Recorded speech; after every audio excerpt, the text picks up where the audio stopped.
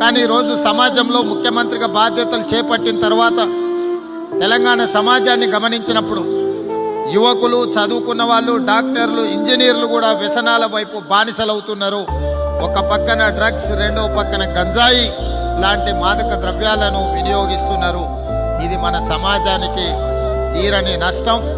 భవిష్యత్ తరాలు సర్వనాశనమయ్యే పరిస్థితులు దాపురిస్తున్నాయి.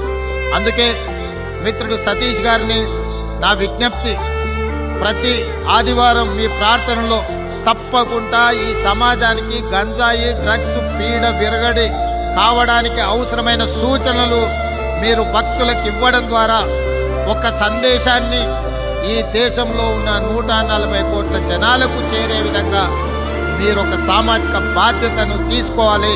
మీ జన్మదినం రోజు ఈ బాధ్యతను మీరు తీసుకుంటారని ముఖ్యమంత్రిగా నేను భావిస్తున్నా. రాష్ట్ర ముఖ్యమంత్రిగా నేను తీవ్రమైన ప్రయత్నం చేస్తున్నా. ఇలాంటి వ్యసనాలను, ఈ వ్యసనాలను ప్రోత్సహించే వాళ్లను శిక్షించడానికి. అయినా అది సరిపోవడం లేదు.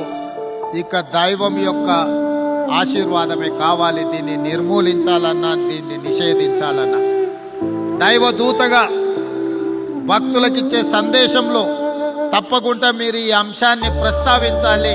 ఒక అవేర్నెస్ ప్రోగ్రామ్ని, ఒక సోషల్ రెస్పాన్సిబిలిటీని, ఒక అవగాహన కల్పించాల్సిన బాధ్యత రాష్ట్ర ముఖ్యమంత్రిగా నా మీద ఎంత ఉన్నదో డాక్టర్ సతీష్ గా ఇన్ని లక్షలాది మంది అభిమానులను సంపాదించుకున్న మీకు అంతే బాధ్యత ఉంది.